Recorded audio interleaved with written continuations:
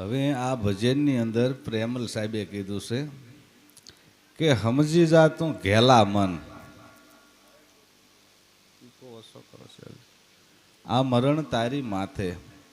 આ શરીર આપણને મળ્યું છે એ સાધન છે, ભવસાગર તરવા માટેનું આ સાધન છે. મનુષ્ય દેહ એટલો ઉત્તમ છે કે દેવ લોકોએ આની માંગણી કરે છે. દેવ કરતાંય પણ દુર્લભ કીધો છે. આપણું રામાયણમાં સોંપાય છે, બળે ભાગ્ય મનુષ્ય તન પાવા, સુર દુર્લભ સબ ગ્રંથન ગાવા. આ આપણને સાધન મળ્યું છે ભવસાગર તરવાનું.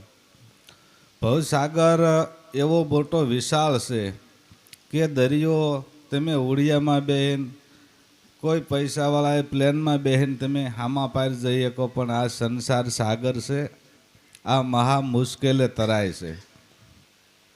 એટલે આ મનુષ્ય દેહ તમને સાધન મળ્યું છે કે આ દેહ થકી તરી જવાય છે. તો આ પ્રેમલ સાહેબે કીધું કે સમજી જા તું ઘેલા મન, મરણ તારી માથે, પડ્યું રહેશે ધરતી માથે તારું ધન. જુઓ, આ પૈસા વાડે જે કાંઈ મિલકત છે એ તમારું ધન નથી, એ આયનું છે, એ આય રહેવાનું છે. પણ કુદરતે તમને આપ્યું છે હાસું ધન ને, એ આય પીણું રહેશે. એટલે એને કીધું છે કે વાવરી લે તારા હાથે.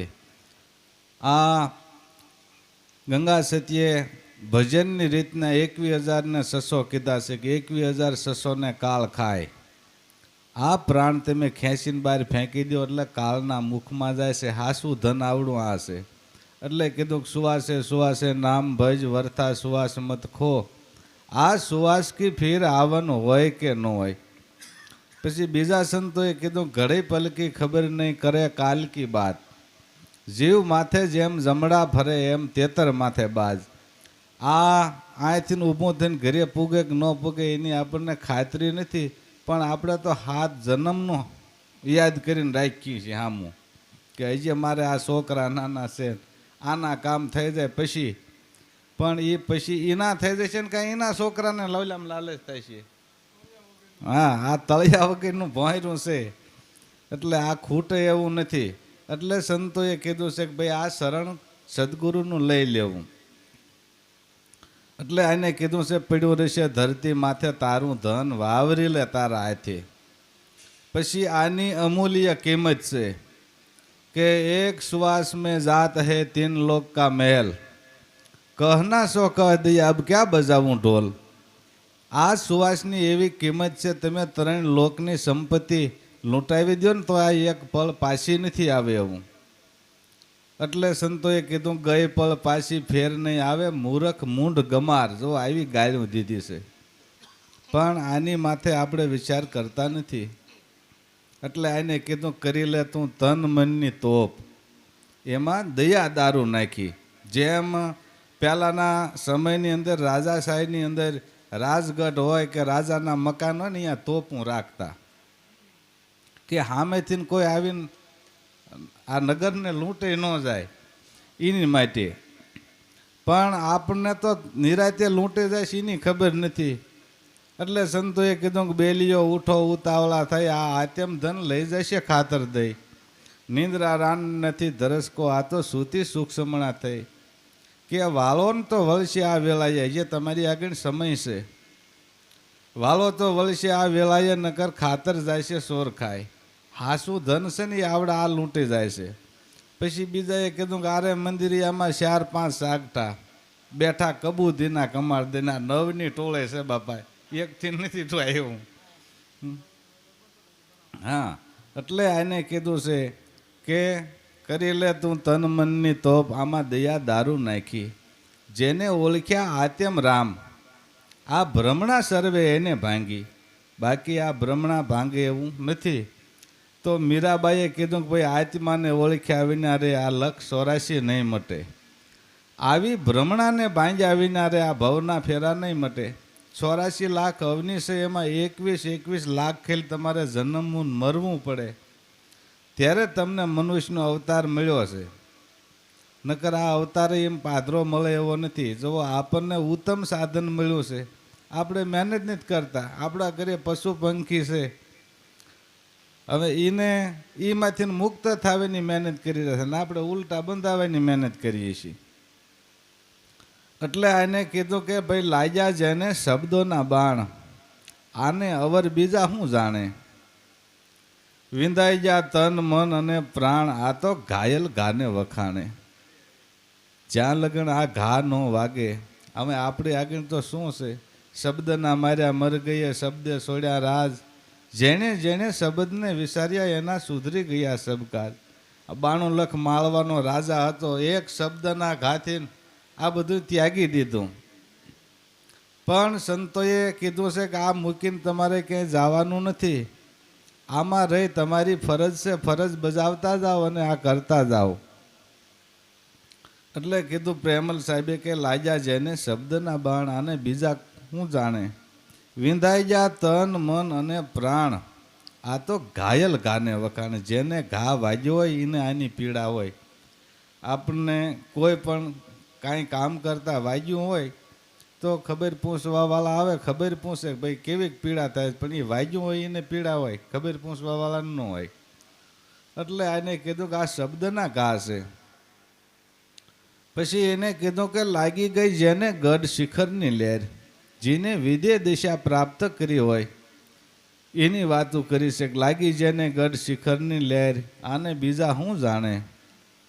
જેનો મનવો ગયો પરદેશ, આ અમૂલક વસ્તુ એ લાવે. પછી એને કીધું કે મળ્યું જેને સત્યરૂપી જાજ, આ ભવસાગર તરવાનું નાવ મળ્યું છે. તો સવા ભક્તિને કીધું કે પોસાદે મુજે ભવ દરિયા કે તીર, એસો કોઈ મળી જાય સંત ફકીર, પોસાદે મુજે ભવ દરિયા કે તીર. આ જહાજ મારું જોખમ ભર્યું. જો આપણને સાધન મળ્યો છે પણ આ જોખમ વાળું છે. અહીંયા વાતું કરે પણ અહીંથી ઊભું થઈને ઘરે પૂગે કે ન પૂગે એની ગેરંટી નથી. એટલે કીધું કે જહાજ મારું જોખમ ભર્યું, તમે નાવિક ઉતારી દો નીર. સદગુરુ છે ને એનું કામ ખારવા જેવું છે. ખારવાને નાવિક કીધો છે કે જહાજ મારું જોખમ ભર્યું, તમે નાવિક ઉતારો નીર. કરણી કાંઠો કોઈ બતાવે, એસો મળે સંત ફકીર, પોસાદે મુજે ભવ દરિયા કે તીર. પછી એને કીધું કે ધીર ગંભીર વસનું ના હાસા, ભલે હોય ઊંચું કુલ કે અમીર, પણ હાલ કર્મમાંથી તરત છોડાવી દે ઓહી મારો પીર. પોસાદે મુજે ભવ દરિયા કે તીર. એસો મળી જાય સંત ફકીર, પોસાદે મુજે ભવ દરિયા કે તીર. એમ આ સંસાર સાગર તરી જવું હોય તો તમારી સત્તાની વાત છે. અને હજી આપણે આગળ સમય છે, નકર તો આ 84ના બંધનમાંથી મુક્ત થવાય એવું પણ નથી. એટલે કીધું આને કે મળ્યું જેને સત્યરૂપી જાજ, આમાં તો કોક વિરલા બેહે, ઉતારી દે ભવજળ પાર. આવું પ્રેમલજી કહેશે. આની માથે ભરોસો રાખો ને તો આમાં કાંઠો આવી જ જાય એવું છે. પણ આપણને એમાંય ભરોસો નથી રહેતો. પ્રેમલ સાહેબ આપણે અહીંયા વિશ્રામ સાહેબ હતા, એમના બાપુનું નામ હતું સાંગાણી કોટડા ક્યાંય. જો એનું એક ઉદાહરણ આપણે દાસી જીવણ ઘોઘાવદરની અંદર એને ઘણા બધા સેવકો હતા, એનો પરિવાર હતો. પછી જ્યારે એને આ દેહ છોડવાનો હતો ત્યારે બધાય સમાજને ભેગું કર્યું, એમના કુટુંબને ભેગું કર્યું કે ભાઈ આ ધર્મ મારી આગળ છે, આ ધર્મને તમે હાંસવો તો તમારું પરંપરાગત આવું હાલ છે.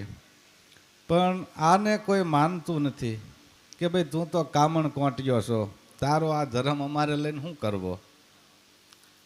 ઘરના સભ્યો હતા એને બધાએ ના પાડે, કુટુંબના એ ના પાડે, હગાવાલાએ ના પાડે. પછી અહીંયાના એ પ્રેમલ સાહેબ હતા, એ આવ્યા. એને 70-80 વર્ષની ઉંમર હતી ને પોતે વાંજ્યા હતા. પછી કીધું બાપાએ કે ભાઈ આ ધર્મ હવે મારે આ શરીર ત્યાગી દેવાનું છે, આ ધર્મ મારી આગળ છે, આને તમે સંભાળો તો તમારી પરંપરાગત હાલ છે. પણ કે બાપુ તમને ખબર નથી કે હું તો મારે સંતાને એકે નથી, મારી આ પરંપરા કેમ હાલે. કે ભાઈ તારી રાવ ભગવાને સાંભળી લીધી, તારે ના દીકરો દિશે ભગવાન, પણ આ ધર્મ લે કે મારે એવાને લઈને શું કરવો છે. એમ મારે જીવન જેવો જોવી કે ભાઈ આ જીવન જેવો થાય છે. એ કે એવો નહીં, આ આમ બેઠો ને એવો હામો જોઈ. ત્યારે જીવણ સાહેબે એને કીધું હતું કે જા 9 મહિને દીકરો તારે ત્યાં થાય છે ને દાઢ થઈને મૂછ હોતો જન્મે તો માનજે જીવણ જન્મ્યો છે. આવા આ વિશ્રામ સાહેબ એમના ત્યાં, અને એમના બાપુનું નામ આ પ્રેમ સાહેબ. આ પ્રેમ સાહેબનું ભજન છે. સદગુરુ દેવ કી જય. હવે કોઈ ગાવાવાળા હોય તો આવી જાઓ બાપા.